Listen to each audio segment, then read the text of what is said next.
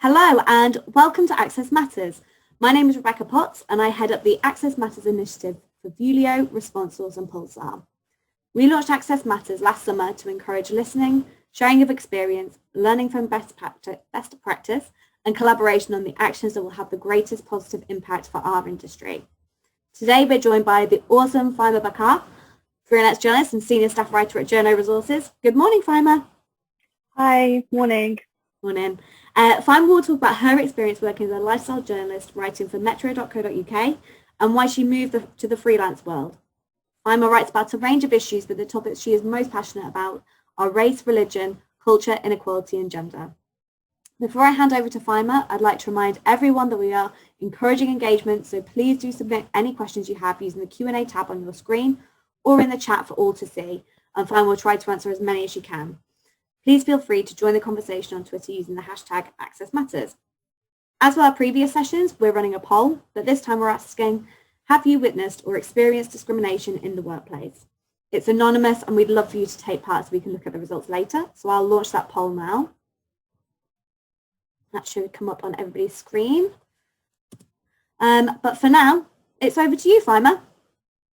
Thanks so much, and thanks for that very kind introduction. As Rebecca said, I am currently working as a senior staff writer at Journo Resources. I've been doing that job for about 2-3 months now. Before that, I was a lifestyle reporter at metro.co.uk. I did that for 3 years on the lifestyle desk. Had a lot of fun. It was honestly one of the best jobs ever because it never felt like work. I was writing different things, every day, every hour, really. I ended up writing like 3,000 articles or something ridiculous like that, and that was on a wide range of topics, including health, food, fashion, families, and as Rebecca said, some of my personal interests were race, religion, culture, gender, that sort of stuff. And I was really fortunate in being able to have the time to work on original reporting, original stories, because my editor was really good in that she always encouraged us to explore the things that we're passionate about, because when you're constantly, because we're churning out a lot of different stories by the hour, so it was, and she gave us a day to sort of just work on things that we're personally interested in. So it was just really lovely having that balance of those quick trending articles and the long form investigative stuff. And I feel like while I was at Metro, I made like a good name for myself in being able to report things that other publications and other writers were not necessarily covering. And that's also a lot to do with my background. I'm South Asian Muslim, for example. So a lot of mainstream publications were not necessarily covering a lot of perspectives from, my own community. So that was a good opportunity for me to be like, hey, we're not talking enough about this. So is it okay if I go ahead and write it? And thankfully, my editors were like, yeah, go ahead. So yeah, just to cut a long story short, I've been at Metro. Before that, I did. I trained at the Press Association. I worked for Mail Online on like showbiz, foreign news, and so on. So I've had a kind of a different varied experience in various newsrooms, but Metro is probably the closest to my heart, and I'm probably going to go back for some casual shifts because I'm freelancing on the side as well as working at Journo Resources, but I only do that 2 days a week. So the rest of the time I'm freelancing, and I've been doing that for a few months as well, which has been a really interesting experience for me, especially because when I was at Metro I wasn't able to freelance anywhere else, so I kind of developed a list of ideas that wouldn't necessarily work for Metro, and this is advice that I would actually give other freelancers. I don't know if there are many freelancers in the audience right now, but I think one thing that I started doing before I left Metro is I started writing a list of evergreen ideas, which at the time weren't suitable for Metro, or maybe I'd written about those things for Metro already. So I just had like a running list of ideas for things that I could pitch once I became freelance, which is something that I'd encourage all freelancers to do.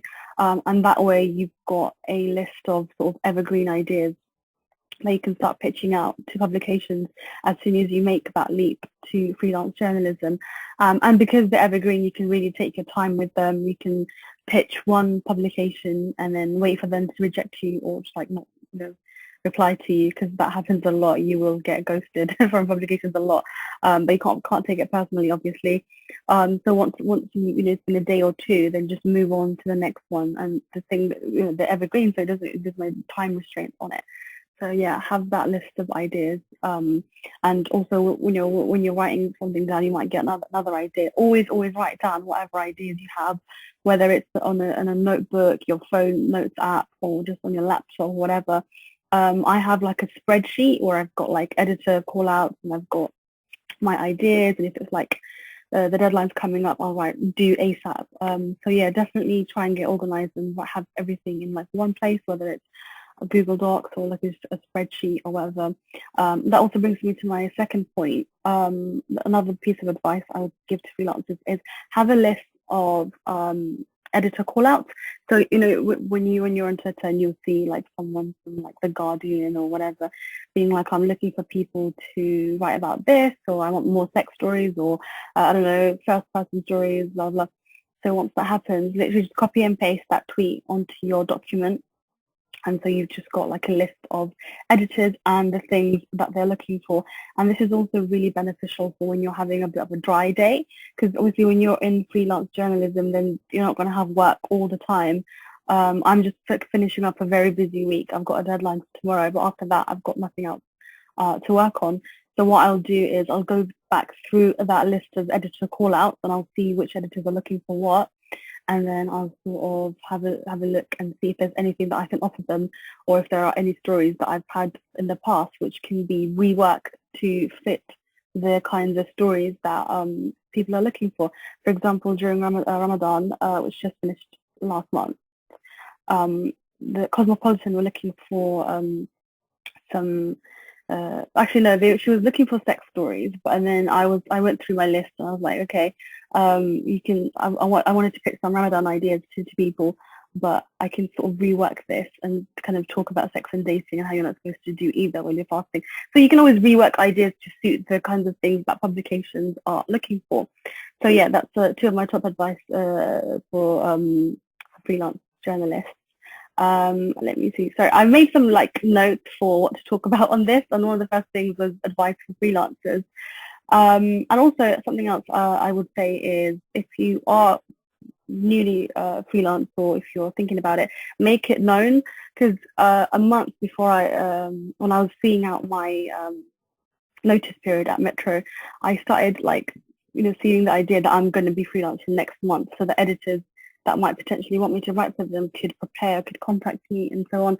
So in the last few weeks of my contract ending, I just tweeted being like, hi, I'm going freelance from April. I'm looking for commissions. If I write about X, Y, Z, if you'd like to commission me, please contact me at X, Y, Z. And from there, I had about 3 different editors reach out to me. And they were like, and they paid good money as well, because I didn't have to like negotiate or like ask. So they came to me, which was really nice.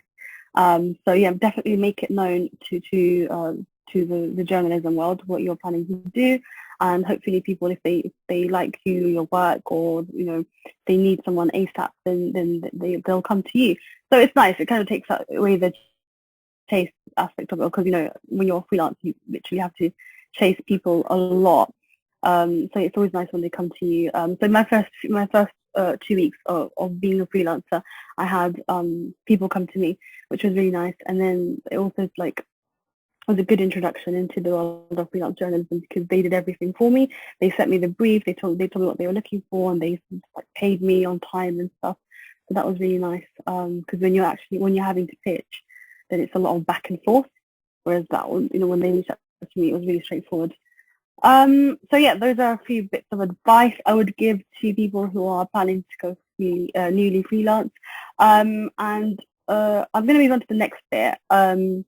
So the way that we've structured this is that I've been sent a bunch of questions beforehand. So like the next topic I wanted to talk about is the term BAME, or POC, people of color, and why those terms are kind of problematic, and whether journalists can change that. Firstly, I actually do not like those terms because they become this sort of all-encompassing way that doesn't differentiate between different cultures and different religions and different contexts and so on. It's I feel like it doesn't do justice to the groups within the umbrella term. And there are so many differences between Black, Asian people, Latino people, and that doesn't really do it justice. And I'll give you some examples as well. So, for example, when we had a Tory cabinet some time ago where they had like a bunch of Indians. Does that sound really racist? A bunch of Indians. Sorry, I didn't mean like that. They had a lot, like they had the Priti Patel, Sada Jarvis, Alok Sharma. So they had some Indian people, and then they were like, "We're the most diverse cabinet ever," but they didn't have like a single Black person. So how can you say you're diverse when you're not representing the country? So when you use the words like BAME or POC, whatever, it kind of it just takes away a lot of nuance, and it makes it easy for people to just be lazy because they can be like, yeah, we've got loads of BAME people, but really you've got like one type of like ethnicity and you're not representing everything else. So yeah, it does ignore a lot of different groups. Also, there's it also ignores a lot of achievements of different groups. So, for example, when Michelle Obama became a bestseller for her book, Becoming, she was the first Black woman to achieve that. But a lot of the way the conversation was being framed was she's the first person of color to help make that achievement. But there is a difference, because a person of color, that could be any of us, but it kind of ignored the extra disadvantages that Black people face, Black women face. So it kind of does her an injustice to be like she's just a person of color, because no, you need to give her credit where credit's due. She's a Black woman who has her own system of oppressions working against her, and she's been able to push past those barriers and be the success that she is. And her struggle and my struggle are not the same. She's also advantaged in ways that I'm not, for example. But so basically, when you use terms like BAME and POC, it kind of takes away the differences between people. And yeah, also different religions as well. Like I'm Muslim, for example. You could use BAME or POC to describe me, but not every person of color is a Muslim. So you just need, I think the best way to get around it is to call people, give as much detail as possible. If you're talking about me, just refer to me as a Bangladeshi Muslim. That's what I refer to myself as. And if you're unsure, always ask. That's the best way. I don't think people are going to get offended if it's like, if you're interviewing someone and you don't want to just refer to them as a person of color, just say, what's your ethnicity, if you don't mind me asking, so that we can actually give as much detail as we possibly can.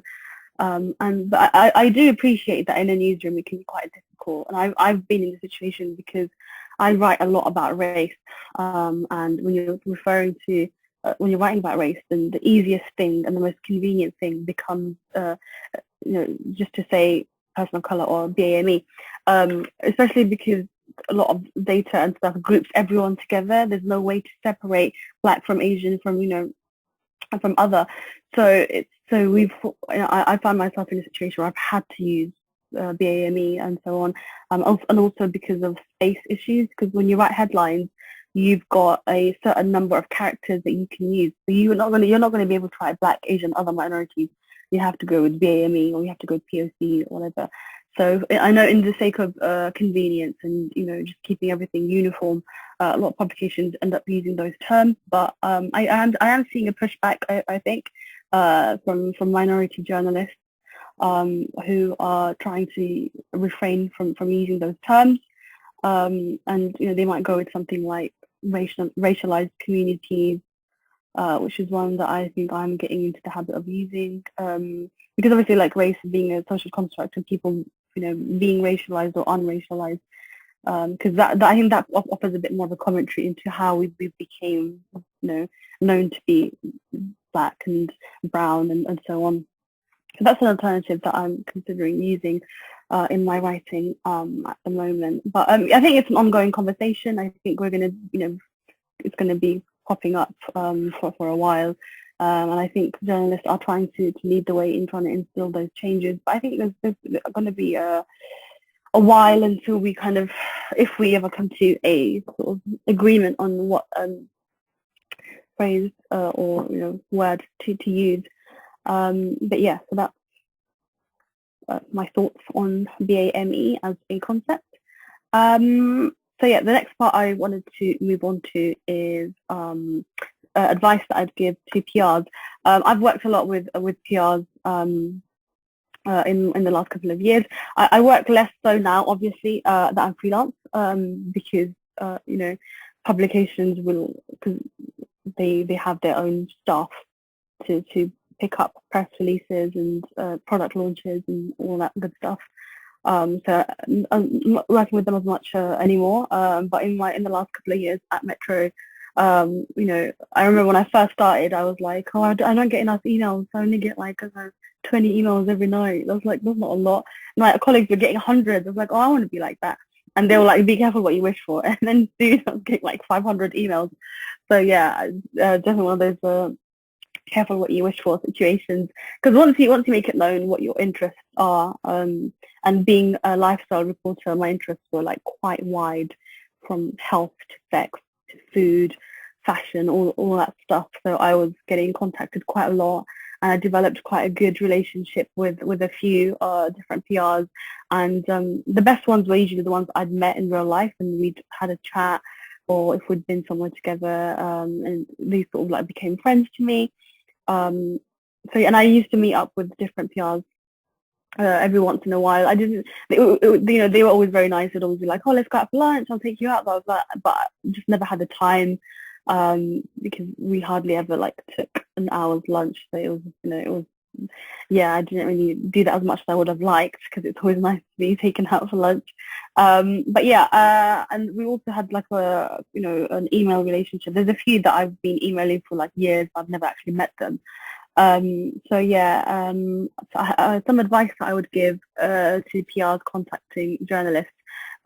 This is something that I've experienced. I know that it's not going to be the same for other journalists, but the name thing is really important, because I get called the wrong name at least once a week, like every week, and it's frustrating because I get it. Sometimes if the name is unfamiliar, it's really easy to miss a letter here or add a letter there. But if you're emailing someone because you want something, or because you need something, or you're looking for coverage for your client or so on, it really helps to show attention to details. But if you call me the wrong name in the first line, then it's like, oh, this person hasn't even bothered to get my name right. So like, it just gets you up like on the wrong foot.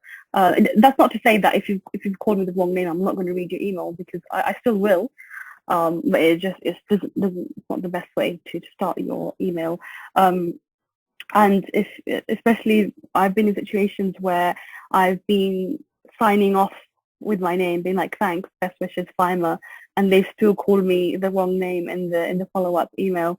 And then one time comes to mind where this person, she called me Fatima, and I was like, oh, hey, sorry, but it's not Fatima, by the way, it's Faima, but easy mistake, I play tricks on you, it's fine. And she's like, oh, sorry, Fatima. I was like, okay, weird. And I was like, yeah, just this rate, it's not Fatima. And she's like, oh, okay, I'm so sorry, blah, blah, I'm just really busy. I was like, that's fine.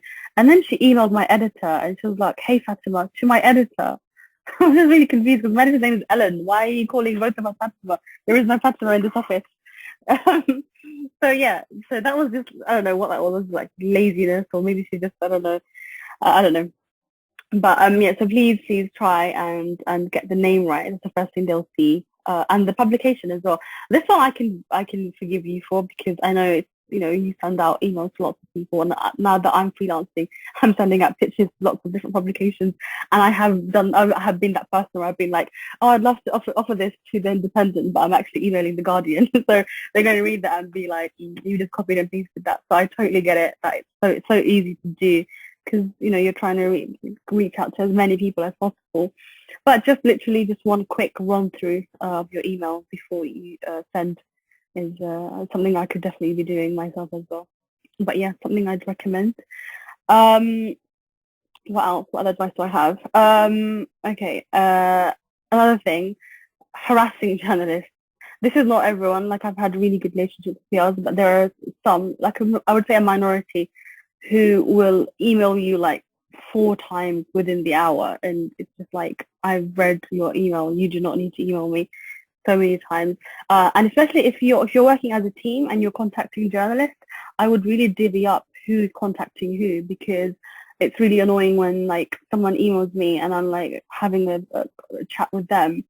Then I see my colleague is also chatting with someone from the same team, and then we're like pitching the same story, or we're just being contacted by 3 people talking about the same story, and it's like, well, you're kind of all wasting your time because you're just sending me so many emails. Because even if you're sending one each, that's like 3 in the past however long. So you're kind of just like, you're going to end up annoying the journalists because they're going to have so many emails with the same story.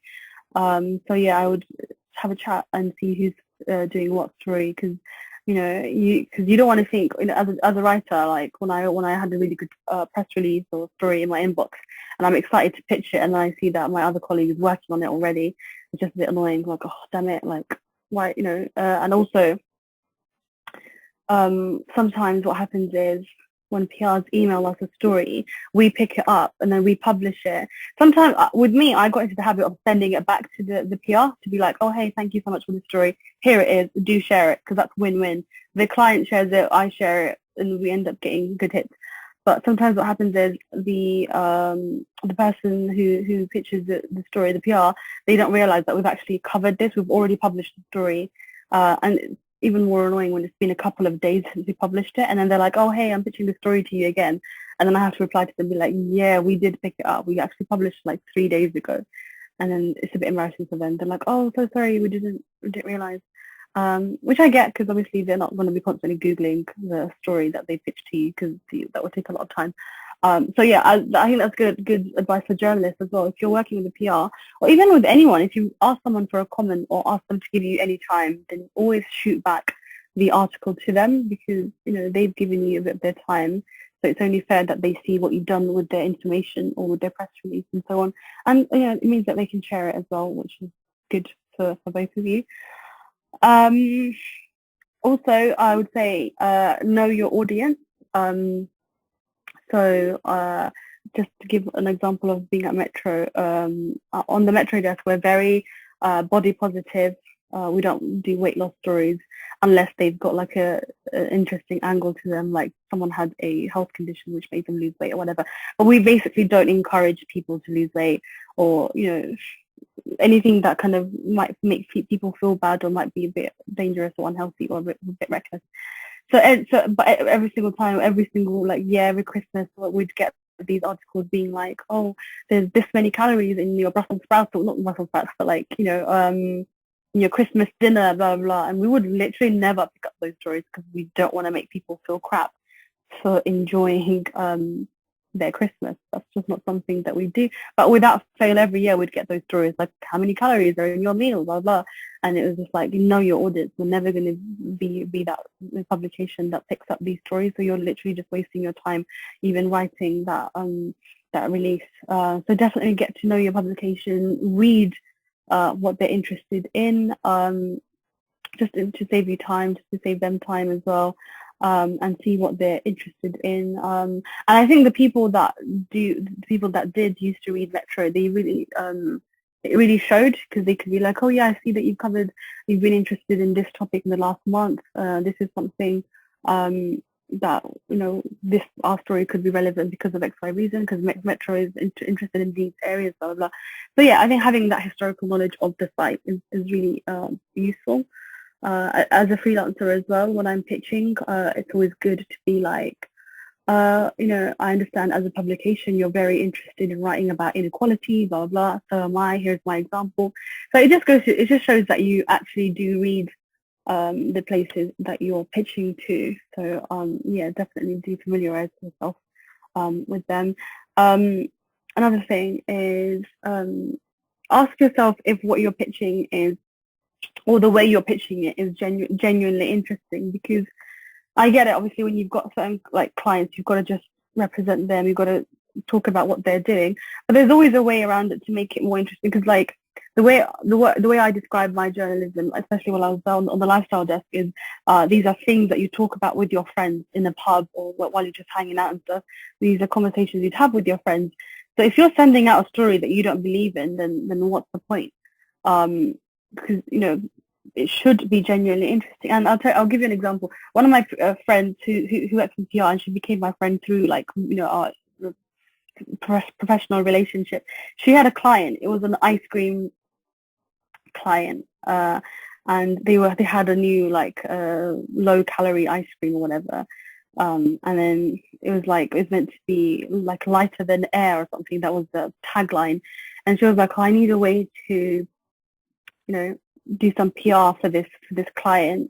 What should we do? And then she had a really random idea. She was like, you know what, I'm going to take a bunch of journalists trapezing. And then we went to, it was the best thing I've ever done, honestly. We went to like a really big park, and we had these trapeze artists, and they were just like, and like it's quite a reach going between like trapezing and like an ice cream that's lighter than air, but the connection was being in the air. So that was like I thought a really fun way to publicize her client. So yeah, you can think outside the box a little bit. So yeah, that's just something that like really sticks to mind, because it was so fun, and it was just like a really good way, I think, to just be a bit creative. And the last piece of advice I have for PRs is stop trying to link everything back to mental health. That sounds really bad, but I see it happen so much. Mental health absolutely is a conversation we need to be talking about, but I see people like really reaching, and I think that sort of takes away the seriousness of mental health, as an issue, because you'll have like really random stuff like, oh, it's Valentine's Day, if you're feeling lonely, then look after your mental health, stuff like that. It's like, it doesn't have to be related back to like really heavy, serious stuff. And I see it with like the most random stuff, and they will be like, they'll find a way to link it back to mental health. And it's not necessary. If you've got a story, then just say it. You don't need to like link it to these really serious heavy things. Okay, so that's a bunch of advice I have for PRs. I also thought I'd give you kind of a rundown. This is not one of the questions that we pre-prepared, but I thought I'd give you a rundown on how a reporter on like a national news desk, how they structure their day. Because for the PRs on this chat, I think it might be quite beneficial to know how reporters structure their day. So when I was at Metro, I'd come in the morning, I'd have a look at what everyone else was doing, like other publications, what they're writing about, have a look on Twitter to see any current conversations.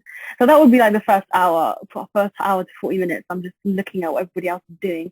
And then I'd work up a bunch of pitches, usually 5 stories.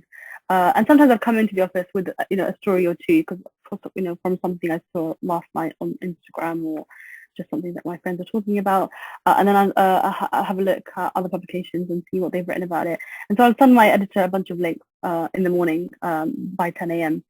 And then usually around 10:30 or even 10 or whatever, we had a group meeting in the mornings, and I know that other publications do it differently. At the Independent, I had an interview with the Independent a few months ago, because they were recruiting for a lifestyle writer, and the editor was saying how their meetings are 8 o'clock in the morning, so their shift starts at 7 a.m.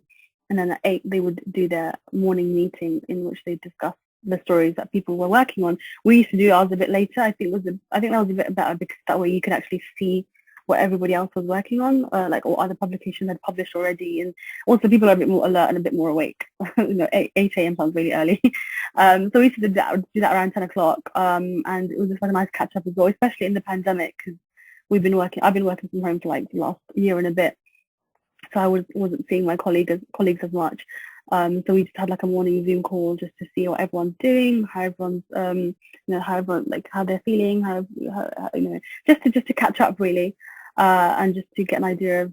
And also it was a good way to make sure we're not doubling up, because when you're pitching, you might be pitching privately, but when we did the meeting, it was just a good way to make sure that we're not doing the same thing, wasting time.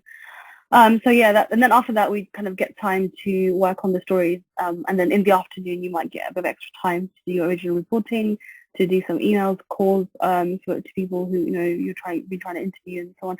And luckily, I had 1 day a week at Metro where I was able to do original reporting. So those days, I was like quite unresponsive. So people, if they were trying to pitch me like a quick trending story, which is just a news story that has like short relevance, like because it's quite timely. So I wouldn't do those stories on those days. If you are looking to, especially on the Metro desk, we all had a day each. So if you're reaching out to any of the lifestyle team, it might be just worth asking them what days are you unreachable, uncontactable, or would you prefer not to be contacted. Also, I think it's a good habit because journalists work different hours, different days. My days were Sunday to Thursday, so Sundays are my Mondays. And the advice I gave to my PRs were like, I'm contactable on Sunday. If anything, Sunday's probably a better day to get me because there's less there are less emails in my inbox, so I'm more likely to read what you send me. And then after that, I had a few different PRs actually take that advice on and actually email me on Sundays, and I think that worked in their favor. So if there are journalists that you are really keen to work with, ask them what their hours are, ask them what days they work, and that day you're not chasing them on a Friday when they're not working. So yeah, just it's good to get into the habit of doing that, I think. And not all publications will have enough of a team to be able to offer some writers a day off, not a day off, but a day to work on original reporting. So yeah, again, I was just really grateful to have that time really.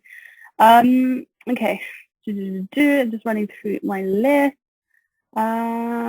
Okay, one of the questions I was asked as well is, what's one story that I would have liked to have covered throughout from history? This is something, I mean, I was alive during 9/11, but obviously I wasn't reporting because I was a kid.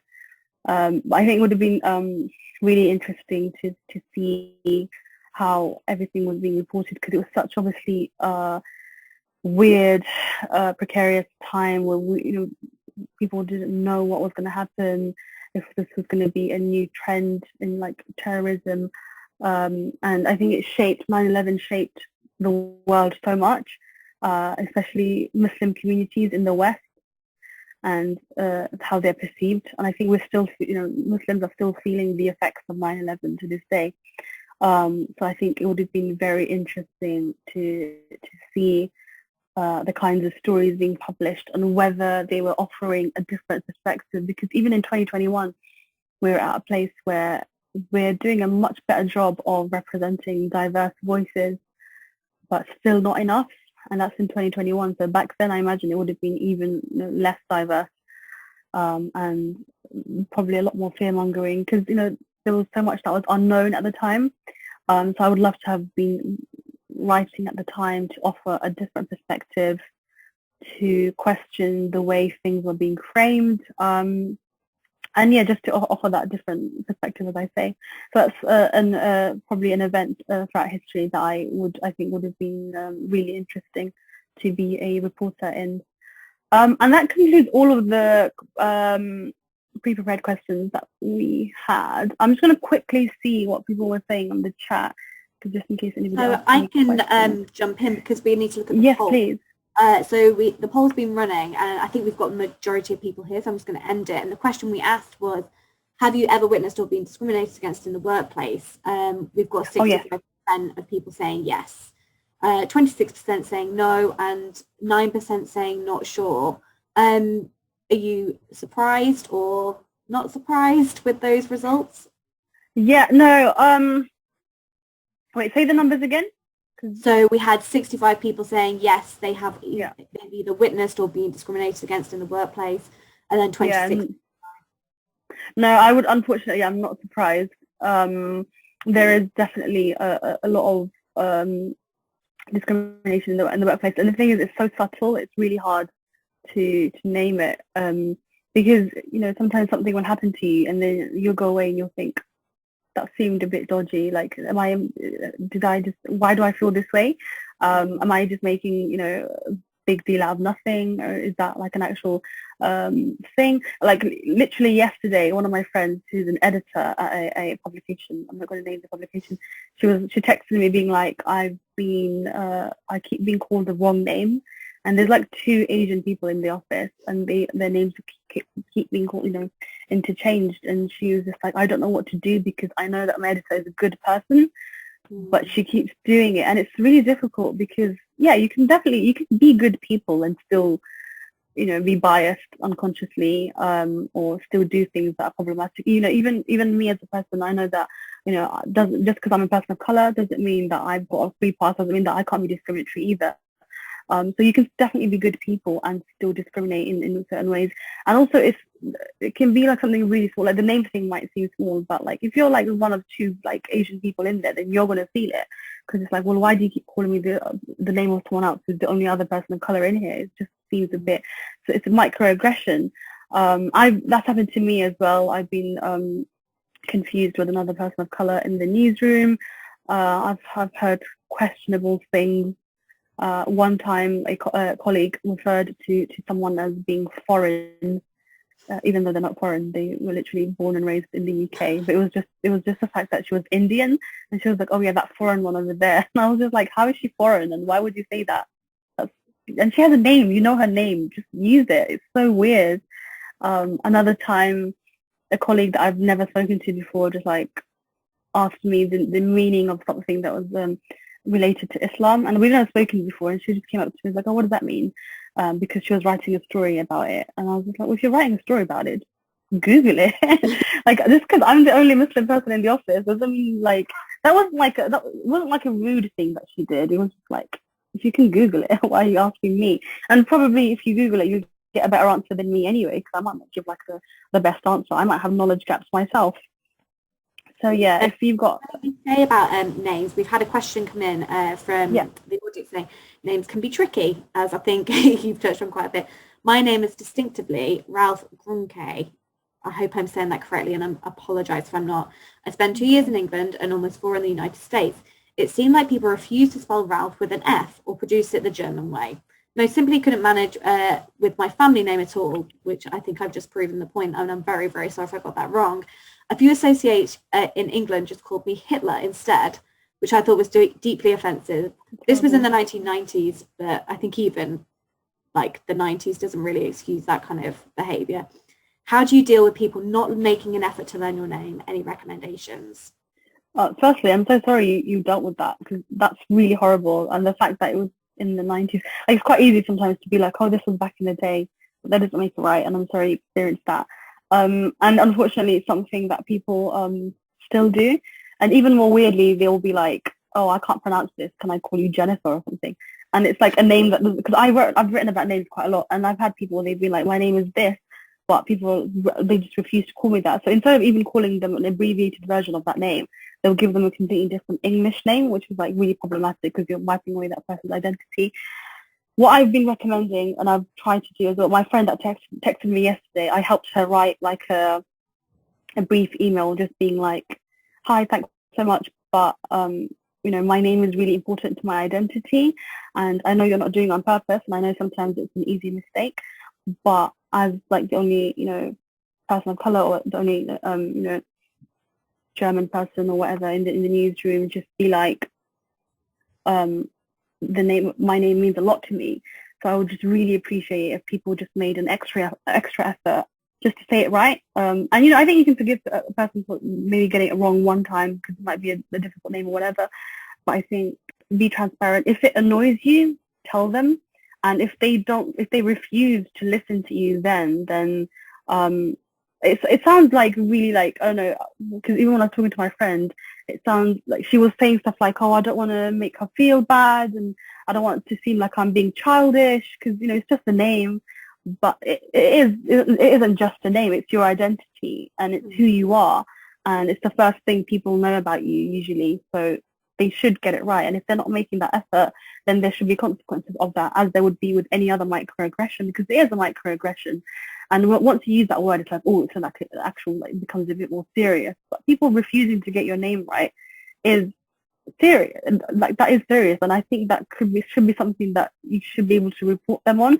If they're being like, if they're doing it on purpose, then they should be held accountable for it. So you could just like speak to your line manager and whoever and just be like, yeah, this person keeps refusing to like call me by my name, and they're just making me feel uncomfortable. And I know, as you know, it feels uncomfortable just, you know, being that person, but sometimes you have to. And the thing is, if we don't, then they're just going to keep doing it, whether it's to you or to another person. So it's horrible to be the snitch or whatever, but sometimes it's necessary. Just also, it stops you from resenting your workplace, because that happens a lot. If you don't tell them, then they won't know. So whether it's just you emailing someone or you finding other people in your workplace, it feels the same. Because I've written open letters in the past, which is quite beneficial as a way to reach out to the higher ups in your organization, and also have the support of your colleagues to be like, hi, we feel this way about this, and this is what we would like. And usually that's a good way of getting heard by the higher ups as well. So try to find support if you can. If not, then it might just be a case of you having to do it by yourself, unfortunately. But yeah, just be really transparent and just speak to the people that you can, really. Yeah, I think that's really, really good advice. And I think, like before we started this session, I asked Faima, oh, how do you pronounce your surname? Because I don't want to get it wrong. It's like you said, it's a name, it's your name, it's important to you. And I think certainly, like, if you're ever, I think you've kind of touched on it quite a bit, like if you're unsure about what to call somebody or how to refer to them, just ask the question. I think we are getting gradually better at feeling more comfortable about asking those potentially awkward questions, but if it's done with a place of kind of learning and good intention and just respect for the other person, then that's kind of the most important thing, which kind of leads us on to the second question that we've had come in. So they've said, I totally agree that it's better to be specific when talking about different ethnic groups. Do you think, however, it can be helpful to use terms like person of colour, BAME, ethnic minorities, if you are specifically speaking about common experiences among them? And if so, which terminology do you think is best?